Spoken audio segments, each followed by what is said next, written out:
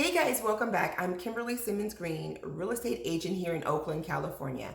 And in today's video, we're going to be talking directly to first-time home buyers or those who have not been in the home buying process in quite some time. I'm going to outline 3 different tips that you should be making sure that you're doing when trying to purchase home in today's market. In a normal market, it's tough. But right now in 2020, it's even harder to get an offer accepted, especially for first-time home buyers. So today's video, we're going to outline those 3 tips. But before we do that, I'd like it to take a minute to introduce myself again. My name is Kimberly Simmons Green. I'm a real estate agent here in Oakland, California. My channel is all about real estate, helping buyers, helping sellers navigate that home buying process. So if you want to stay updated on all things real estate related, do me a favor, go ahead and hit that subscribe button. If you like the content, give me a thumbs up.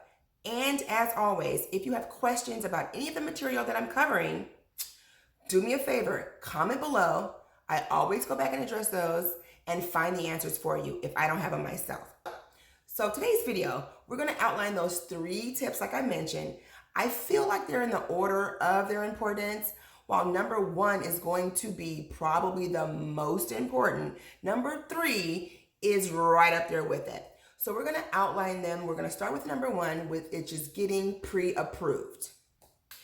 Now, I know you've heard this in the past.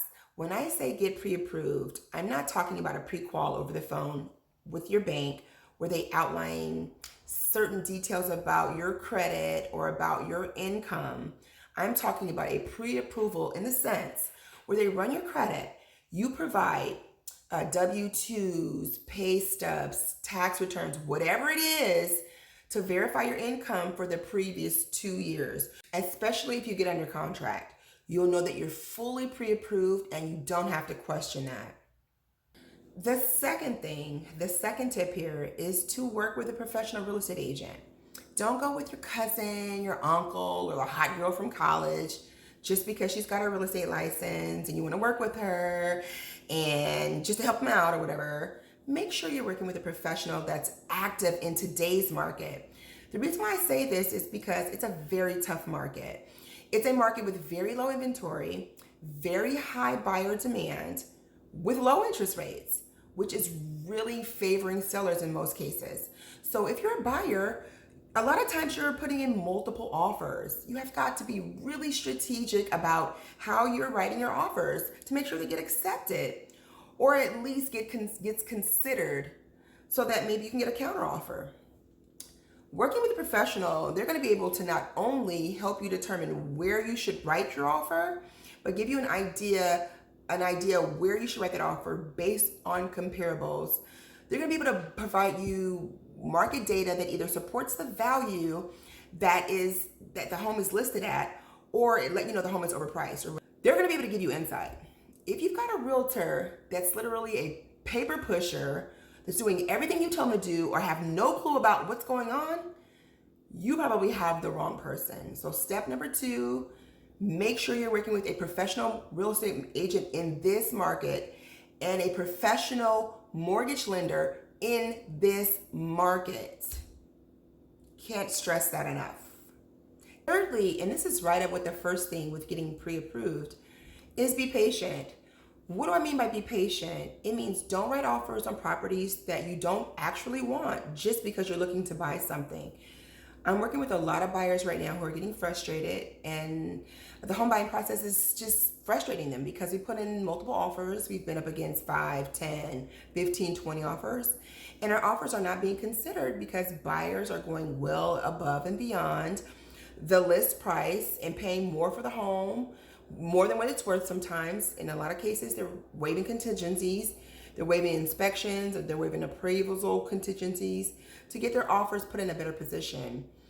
And what I mean by be patient is just don't put yourself in a position that you're going to regret later.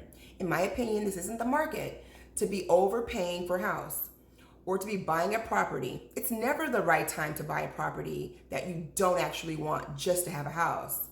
And I actually just lost a client recently because I more or less told them they need to be patient with the process, because they were going out looking at areas that they initially had no interest in for various reasons, And then they were going well above and beyond the price point that they wanted to spend just because they were eager to get in.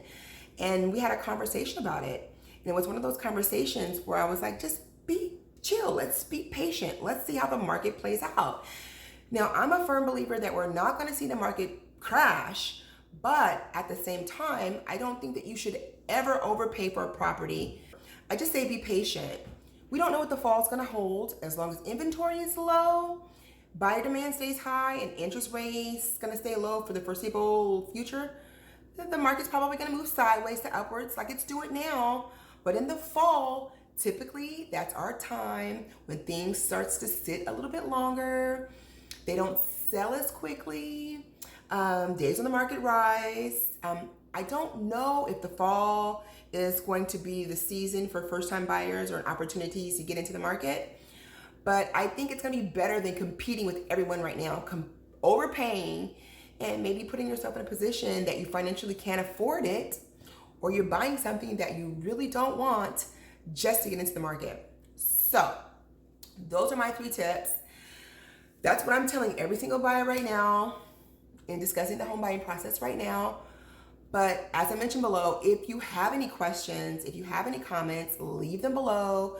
I'll definitely come back and address them. As always, I appreciate you taking the time to watch. If there's something you want me to cover on this channel, I'm happy to do that.